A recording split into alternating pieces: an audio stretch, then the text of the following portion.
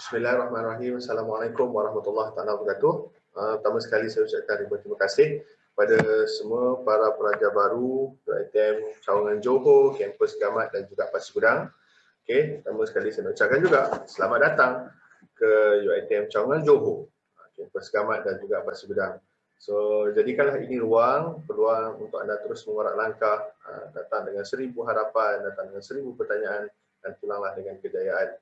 Okey, baik. Saya perkenalkan diri saya, nama saya Irwan bin Ismail. Saya merupakan Ketua Unit Pimpinan Pelajar UiTM Cawangan Johor. Dan insya-Allah anda akan bersama dengan saya selama 30 minit.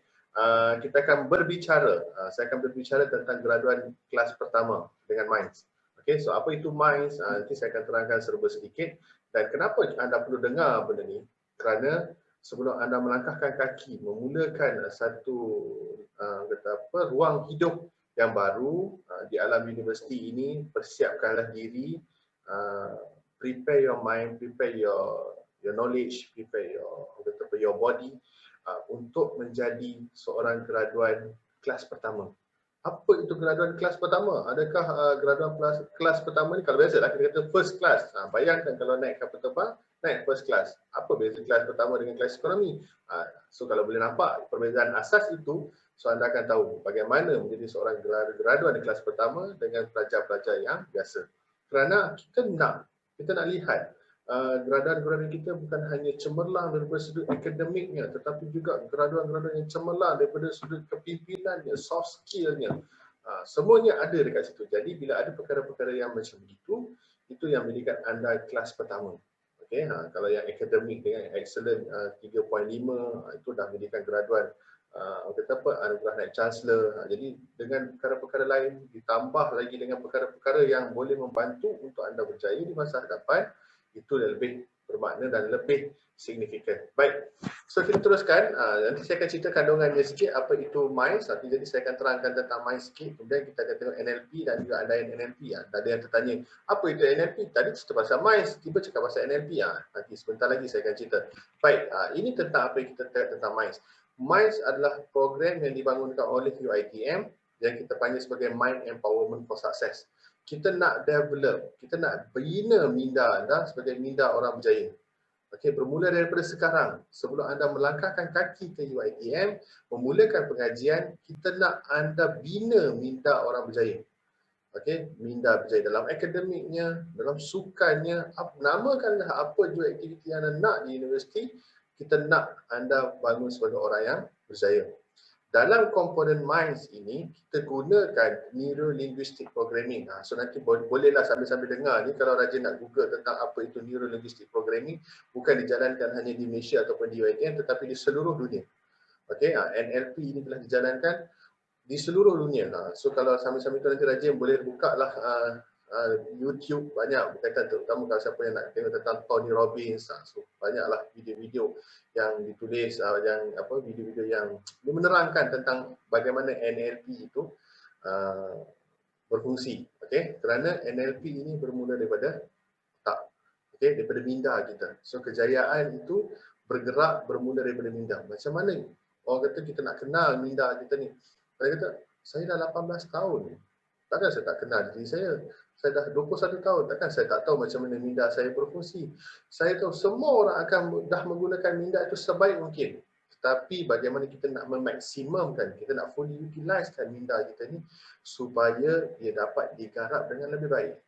Yang mustahaknya kita punya perlakuan, kita punya tata cara kita. So nanti kita akan tengoklah. Okay. Alright, so pengenalan sedikit saya bagi tentang NLP. Okay, NLP adalah Neuro Linguistic Programming atau kita panggil sebagai neuro. Kalau N itu adalah neuro, kita punya saraf, kita punya otak, kita punya akal ini. Okay, kita mencerap maklumat melalui 5. Kita ada visual, auditory, kinesthetic. Okay, so nanti saya akan ceritalah auditory itu apa, visual itu apa. Sebab semuanya sensori ni Allah dah bagi sebenarnya. Semua ni ada pada kita. Okey. Alright, kedua kita tengok tentang linguistik. Linguistik ni adalah bahasa lisan dan juga bukan lisan. Kalau yang saya sedang bercakap ni, cuba bayangkan dengan bahasa, dengan pertuturan yang keluar daripada mulut saya ini, adakah saya perlu berfikir panjang untuk bercakap? Tidak, tetapi neuro itu dah membantu untuk mengeluarkan apa maklumat yang saya dah pernah baca, apa info yang saya dah ada, jadinya benda ini saya keluarkan menjadi satu bahasa lisan. Mana apa yang saya sampaikan ini minda dah proses. Apa yang perlu saya cakap, apa yang saya dah baca, apa info yang saya pernah lalui, apa program dan latihan yang pernah saya lalui. So benda yang saya cakap sekarang adalah asas yang sama yang minda kita simpan, yang otak kita simpan. Jadi non-verbal kita fahamlah. Kalau saya tak bercakap, kata orang tengah tu menangis, tengah marah, kita tengok bahasa, bukan lisan, muka, bahasa badan, kita dah tahu, oh dia tengah marah, dia tengah sedih. So itu adalah linguistik. Okay? Bahasa. Mari kita berkomunikasi. So bahasa lisan dan bukan lisan, itu panggil linguistik. Yang mana kita kata kita boleh bertutur atau boleh difahami maknanya. Dan yang terakhir adalah urutan tata cara bagi programming. Yang mana struktur ini diproses dan dilaksanakan. Alright. So bagaimana kita nak make sure NLP ini dapat membantu, kerana programming ini memastikan, untuk nak pastikan bahawa neuro dan linguistik itu berjalan dengan baik. Berjalan dengan kata apa, semaksimum mungkin. So mungkin ada yang kata macam mana kita nak kenal, mungkin sebab benda ini sebenarnya kita dah lalui hari-hari tetapi kita tak sedar. Kita dah buat pun tetapi kita tak sedar. Tapi kalau dengan teknik NLP ni kita tahu apa yang perlu kita gunakan, apa yang kita perlu buat selepas ni, apa yang kita perlu lebih dan kurangkan. So itu yang biasa kita panggil tentang NLP. Okay? Alright. Yang kedua kita nak tengok tentang tonggak NLP. Okey, kenapa NLP ni tonggak? Kenapa nak kena tahu tonggak NLP? Kenapa perlu tahu tentang minds? Sebab ini kita bercakap tentang tonggak, okey, apa yang ada dalam NLP ni dia adalah dia punya, ialah kalau kita buat rumah tak ada tiang. Kan, macam mana benda tu nak mendapat satu kedudukan yang kukuh? Jadi tonggak ini adalah kita panggil sebagai tiang asas kepada NLP. Alright, so perkara asas dalam kebanyakan training NLP ini yang disebutkan. Alright, yang pertama kita nak bercakap tentang perhubungan mesra. We give a good rapport. Rapport macam mana? Adakah rapport dengan orang? Kita dah biasa buat. Kita pernah berkenalan dengan orang, kita pernah bercakap dengan orang, tetapi kita bina hubungan mesra. So ini adalah salah satu ruang yang mana kita lihat hubungan mesra itu boleh kita bantu dan boleh membantu untuk membangunkan minda. Bagaimana? Bila kita membina hubungan mesra, we have a good reputation ataupun have orang kata apa, perhubungan yang baik, tak kisahlah sesama manusia, sesama makhluk Allah, kerana itulah ilmu. Okey, kadang-kadang kita tengok kita pergi hutan, kita kata ya Allah cantiknya, kita hargai, dengan hargai itulah satu perhubungan. Kan? Kita menggunakan apa jua yang kita lihat ni, yang kita lihat, yang kita dengar. Kadang-kadang ada orang kata bila aku dengar burung-burung berkicau aku rasa tenang. Itu ada satu perhubungan. Tetapi basically mainly kita akan bercakap tentang perhubungan mesra sesama manusia. Okey, bila kita cakap tentang sesama manusia, itu yang kita kata kita berkomunikasi, kita berkenalan. Ini antara perkara-perkara yang sepatutnya dalam tonggak NLP kita kena buat. Okey, kita bina satu perhubungan yang baik, kerana dalam membina perhubungan dia memberi satu ruang bahawa positif auranya ada dekat situ. So nanti kalau dah masuk dalam kampus nanti, pas itulah kita jumpa kawan baru, pas itulah kita orang kata apa, kita berjumpa dengan orang-orang yang sebelum ni kita tak pernah jumpa. So kita bina hubungan dekat situ. Dengan perhubungan ini bukan hanya sekadar kita nak berkawan, tetapi pada masa yang sama dalam kita membina tonggak, hubungan mesra ini boleh membantu menyampaikan sudut positif auranya, dan juga kalau kita cakap tentang maklumat, so penyampaian maklumat ada dekat situ. So mungkin kita boleh berkongsi cerita, itu yang biasa kadang kita share dengan kawan-kawan, kita share ilmu, share maklumat. Sekarang ni pun dengan WhatsApp, whatnot. So banyak benda-benda macam tu membantu untuk kita cari ilmu, kita gain ilmu. Macam saya pun masih melakukan benda yang sama. Kita gain ilmu dengan cara yang sama. Okay? Alright. Dan seterusnya kita pergi kepada tentang benda ni. Ni yang biasa saya nak terangkan sikit lah. Kalau boleh, buatlah hari-hari. Kerana orang kata every day, in every way, I'm better and better. Okay? Buatlah hari-hari. Hari-hari buat. Sebab apa? Kita nak, kalau dalam biasa falsafah biasa yang kita dengar, hari ini biarlah lebih baik dari semalam, hari esok lebih baik daripada hari ini. So bendanya sama je sebenarnya. Kan? Tetapi kita nak cakap hari ini adalah lebih baik daripada semalam. Esok lebih baik pada hari ini. So every day, in every way, I'm better and better. Maknanya every day kita ada improvement dalam hidup. Every day kita ada sesuatu yang lebih baik daripada semalam yang kita buat. Jadi dari situlah kita lihat bagaimana kita akan improve. Kita akan lihat bagaimana kita akan membina jati diri kita. Kita akan lihat bagaimana kita membina kehidupan kita. So dekat sinilah kita nak lihat, tak naklah hari ni sama, esok sama. What are the challenge to yourself? Kan? Do for something different. Contohlah aku datang sini aku nak belajar, tiba-tiba ada persatuan, ada program nak kena join. Tak payah join lah. So maknanya esok buat benda yang sama. So what makes yourself better? So every find something not totally new, but learn something that you will not learn yesterday. So bila ada ruang-ruang macam ni, ada peluang-peluang macam ni, anda akan improve. Dan pada masa yang sama, you will gain your knowledge. Alright? Okay? And then next kita tengok tentang kesedaran sensori sikit. Ini yang kita tanya siapa yang tanya. Kalau tanya-tanya tentang Blackout tu apa? Kalau tengok dekat situ ada hidung, ada jarinya, ada matanya, ada lidahnya, ada telinga. Kita ada 5 sensori. Perkara-perkara ini yang mana yang kalau kita sedar atau tidak, sebenarnya dia adalah maklumat kita. Dia adalah satu info yang akan sampai kepada minda. Bila kita menyentuh, kita rasa sakit, kita rasa tajamnya benda ni. Mana datang tajam? Kita sentuh, jari ini sentuh, tetapi otak proses tajam. Bila kita lihat, macam saya tengah tengok slide saya, ya Allah, colourful, macam budak-budak. So apa? Mata melihat tapi minda kita proses. Kan? Sama kita makan, pedas ke, kan, masam, pahit, semua kita rasa. Kan? Padahal lidah itu menghantar maklumat ke otak dan otak kata masam. Telinga, apa yang kita dengar, macam tengah dengar ceramah saya ni, wish, laju sangatlah, tapi faham. Telinga tengah membagi maklumat. Okey, so hidung, kita bau barang busuk lah apa. Sebenarnya 5 sensori ini, okey, dia memberi maklumat. Kadang-kadang ini adalah kita kadang-kadang bahasa dia. Oh, kita sentuh, kita pegang, tajam, kasar. So itu yang kita panggil sensori, otak akan proses. Otak akan bagi jawapan, kasar. Kan, ini busuknya, kan. Wih, tak elok tengok yang tu. Wih, cantiknya, ya Allah. Ada setengah kadang-kadang kita pergi berjalan, ya Allah, cantiknya nikmat Allah. Yang kau ni, apa yang best ni? Kan? So, itulah kita panggil sebagai sensori kita yang akan memberi input kepada minda, kepada otak untuk kita gunakan. Kenapa kita nak kena belajar tentang sensori ni? Kenapa kita perlu tahu tentang sensori ni?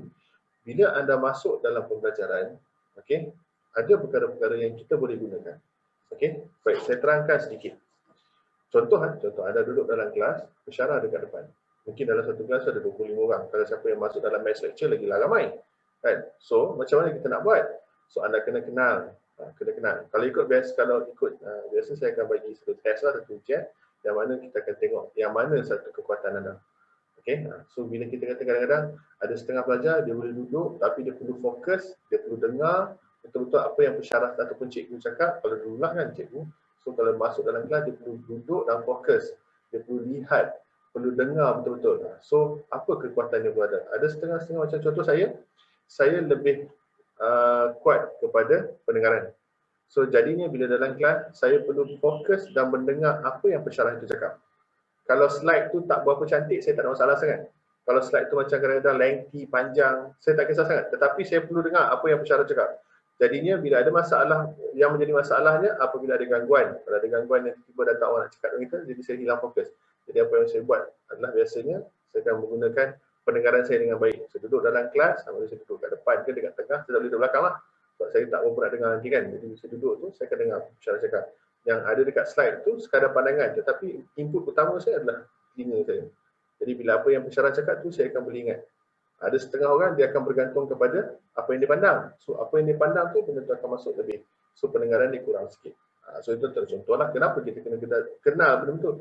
Saya pun macam korang juga kan. Sebelum ni tak pernah kenal. Alah biasa, tapi bila saya kenal benda-benda tu kan, saya menggunakan dia dengan lebih baik.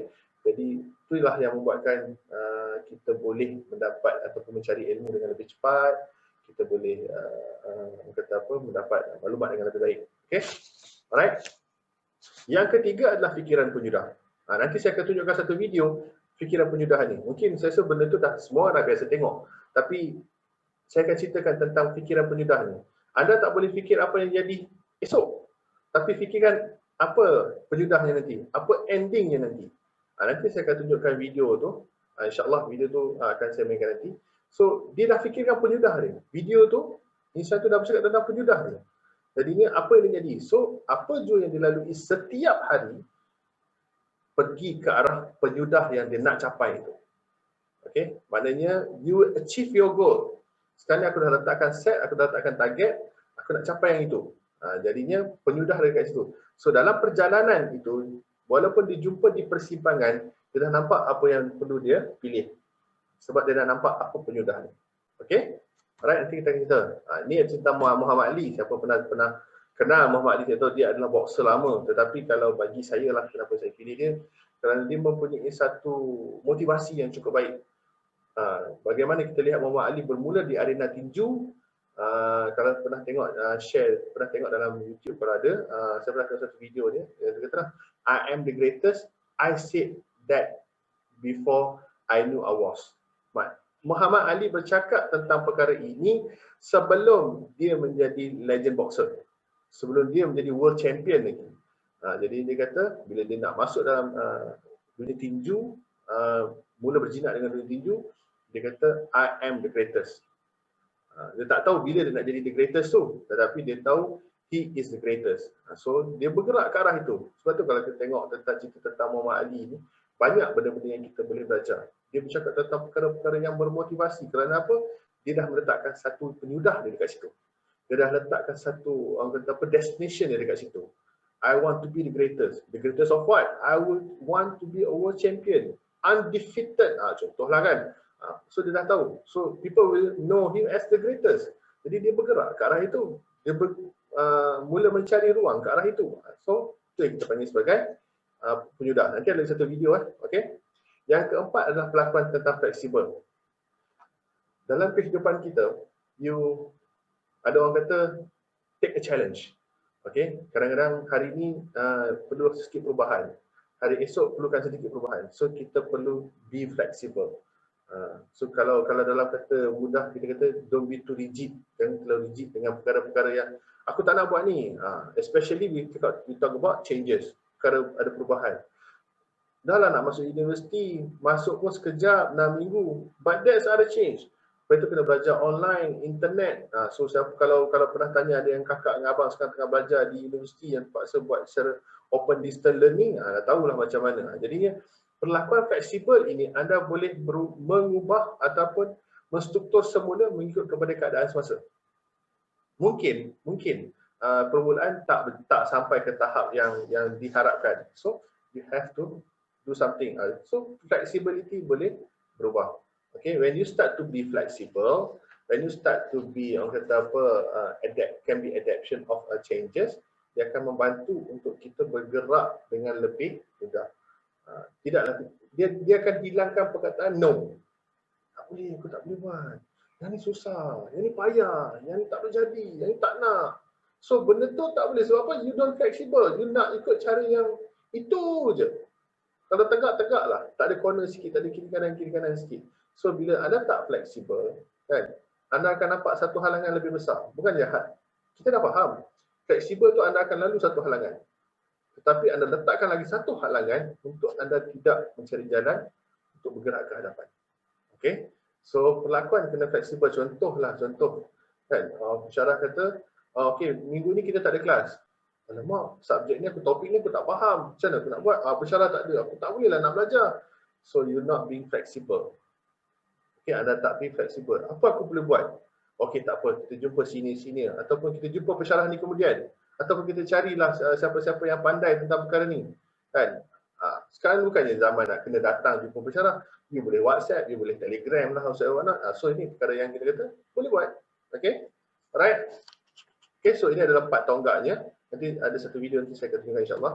Alright, so antara andaian-andaian kita dalam andaian NLP ni, tadi kita dah tengok tonggak, kita dah tengok tiang, 4 tiang yang ada. Sekarang kita tengok andaian-andaian ni. Okay? Yang pertama, kita mempunyai sumber yang mencukupi untuk berjaya. Ya Allah, ya Tuhan, bagi saya generasi sekarang lebih beruntung. Lebih beruntung. Kalau zaman dulu, zaman kita lebih beruntung. Zaman dulu pelajar datang bawa dictionary, sekarang tak perlu lagi. Anda perlu terus search Truffaut dah boleh dapat meaning in the dictionary. Tak perlu lagi bawa dictionary yang tebal-tebal tu. Kan? All the information, duduk kat mana-mana pun dah boleh dapat. Tak payah bawa laptop. Dulu kena cari buku, pergi library, pinjam buku. Sekarang ni orang nak pinjam buku pun tidak. Rugi dah kat situ. Kan? Dah rugi dah kat situ, tak dapat ilmu. Tetapi tak guna smartphone, tak guna pula info yang ada dalam internet untuk mencapai maklumat. Sebenarnya maklumat itu dah cukup. Duduk kat mana-mana pun boleh baca, you can access all the information. For you to success, bukannya anda datang daripada dunia yang sungguh strange, yang tak ada orang berjaya. So, banyak sumber. Ada orang dah pernah berjaya. So, tengok, jadikan dia sebagai mentor. Baca tentang maklumat kejayaan dia, apa kesusahan dan kepayahan dia. So, semua sumber itu sebenarnya dah mencukupi. Tetapi anda yang memilih sama ada untuk mencari sumber itu atau tidak. Okey? Kita andailah, andai itu benda yang betul sebenarnya. Kan? Nak dapatkan maklumat boleh cari dekat library, apa semua. So, banyak maklumat-maklumat yang kita dah boleh dapat. Banyak yang kita dah boleh belajar. Okey? So, itu andaian yang pertama. Yang kedua, fokus. Okey? Bila anda nak, anda perlu fokus. Macam Muhammad Ali tadi, kalau tengok statement dia, dia kata, I am the greatest. So, dia fokus kepada I am the greatest. How he be the greatest? Sebab kita lihat benda tu akan berkembang. Okay, kalau siapa pernah tengok selusur Muhammad Ali punya perjalanan sebagai boxer, dia mula-mula lawan dengan orang ni, dia nak lawan dengan orang ni sebab apa? Dia nak make sure nama dia naik. Daripada lepas nama dia dah naik, dan anda boleh tengoklah, mula dia lawan dengan yang macam bukanlah kata peringkat masuk tidak, tapi boxer-boxer yang tak ada nama sangat. Kemudian dia pergi, dia cari. Kenapa? Fokus dia semakin berkembang. Berkembang tu bukan makin kabur, berkembang itu semakin hari semakin jelas. Daripada kita nampak sekecil-kecil ini, so dia akan jadi besar. So kita akan nampak lah. So daripada apa yang kita nak tu, daripada kita tengok daripada jauh kecil, kita dah mula bergerak ke hadapan dan akhirnya kita akan nampak. Okay? So ini yang kita panggil sebagai apa yang kita fokus akan berkembang.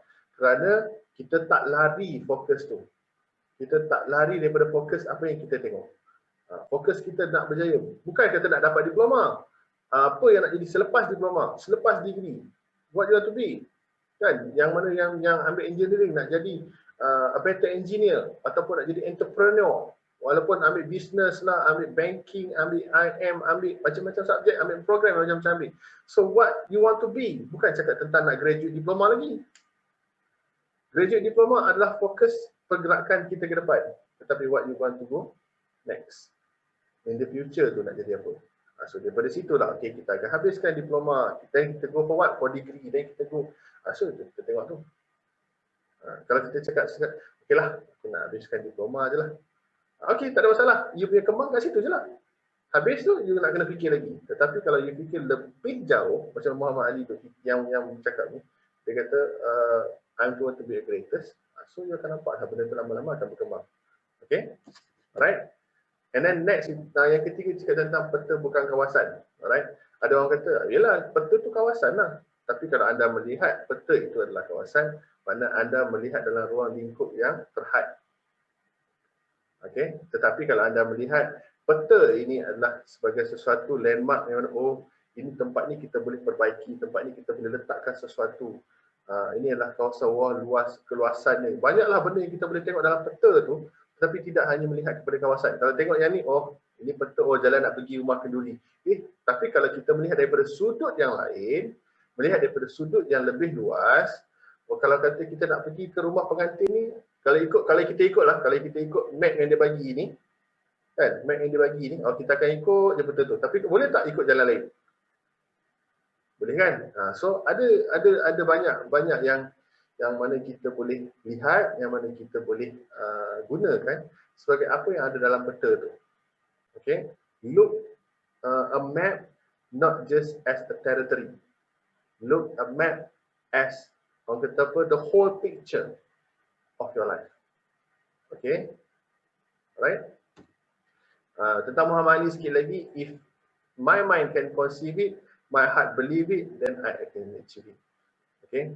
Minda kata boleh, minda kata boleh buat, hati pun nak buat, dan you boleh buat. Okay? Sebab bila kita cakap tentang minda lah yang memainkan peranan yang penting.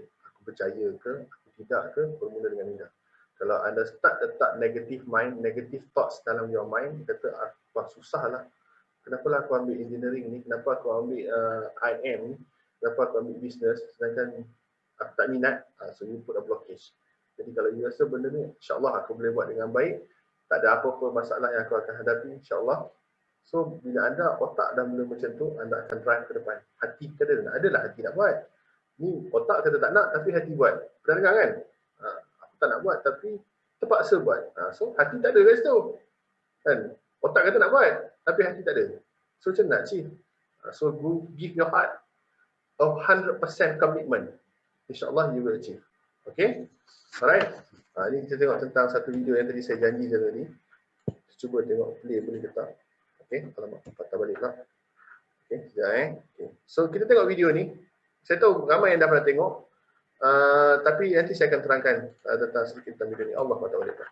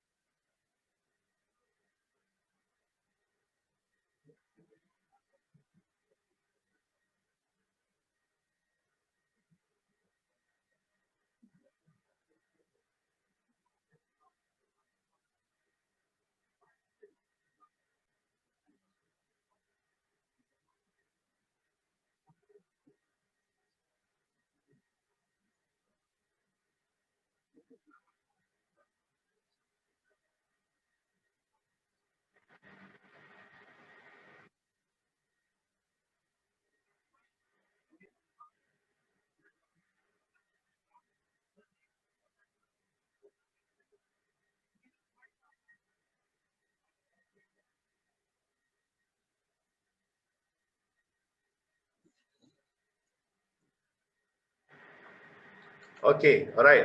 Sebelum kita habis ni. Baik. Saya rasa semua orang dah tengok, dah tahu kan tentang Azizul Hasni Awang ni. Tetapi saya tak nak bercakap tentang tournament tu. Tapi saya nak cakap tentang apa yang disebutkan tadi. Dia kata, I know one day I will become a world champion. Dia dah letakkan penyudah dia, satu hari dia akan jadi world champion. 10 tahun perjalanan dia untuk jadi world champion. Tapi dia tak pernah kata, I will be a world champion in 5 years. Tak. Dia kata, penyudah aku nak letak, I will be a world champion one day. Pergerakan usaha Azizul Hasni Awang 10 tahun dia tunggu. 10 tahun dia berusaha. Tapi adakah itu kita lihat dia sebagai orang yang 10 tahun tu bukan satu tempoh yang pendek. Satu tempoh yang sangat panjang. Jadi bayangkan bagaimana determination dia, semangat dia untuk menjadi world champion walaupun 10 tahun. Jadi boleh tak kita jadi macam tu? Boleh tak? Ni baru nak ambil diploma ni. Baru nak ambil degree, baru nak mula. Belum lagi nak cakap tentang stabil kerja. Nak stabil esok baru umur dah 35, 30, 40 baru nak stabil. So you have about another what? 10 to 15 years to success. Sanggup tak nak tunggu? Saya pasti semua orang sanggup. Semua orang sanggup lalui. Yes, you are in the right path to be a successful people. Sebab apa? Dalam minda anda, aku nak belajar. Kemudian kalau siapa yang nak sambung degree, nak buat degree. Lepas tu nak bina kerjaya, ada yang nak sambung master ke PhD. Go ahead with your life. Okay? But look at the future. I want to be a world champion. Azizul cakap tentang world champion je pun. Muhammad Ali kata, I want to be a greatest, the greatest. So you nak jadi apa? Bukan cakap nak grade diploma, nak grade degree, nak grade master, nak grade PhD. Tak. Cakap tentang I want to be the greatest, I want to be a world champion. So what you want to be? Okay? So letakkan itu. Jadi gunakan tonggak-tonggak NLP dan juga andaian-andaian NLP ini untuk persiapkan diri. Bukan cakap lagi nak habiskan diploma, tidak. Aku nak jadi apa? Aku nak jadi usahawan yang berjaya. So you akan move kepada arah itu. I want to be a better engineer. Okay, I want to be the innovator. Okay, I want to be a programmer. Tak kisahlah accountant ke, saya buat apa je yang anda taklah tanya diri sendiri. You ask yourself, you decide what you want to be. Dan insya-Allah Allah akan permudahkan perjalanan kita. Halangan pasti ada. Setiap satu perkara ada ujian. Tetapi kena ingat, bagi yang beragama Islam, bila Allah uji, Allah takkan uji di luar kemampuan kita. Tapi Allah uji itu, Allah tahu kita mampu selesaikan. Okay, what will test you, you can be solved. You can solve the problem. You boleh selesaikan benda-benda tu. Jadi pasti ada halangan, pasti ada rintangan. But to achieve that, look at what you have in your mind. Okay, letakkan itu pada diri sendiri. Alright, so itu saja daripada saya. Okay, saya harapkan sedikit sebanyak minds ini boleh membantu dalam membentuk minda graduan kelas pertama, bukan dari sudut akademik tetapi juga dari sudut soft skill dan sudut kejayaan kehidupan. Okay, so datanglah dekat UiTM ini untuk menggunakan segala kemudahan dan fasiliti yang ada untuk menimba ilmu, dan insyaAllah saya doakan anda berjaya dan saya harapkan anda gunalah ruang dan peluang ini untuk menggembirakan pada yang masih ada ibu dan ayah. Gunakanlah ruang ini untuk menggembirakan mereka kerana bila anda menjadikan kaki ke universiti, itu adalah menjadi satu kegembiraan buat mereka.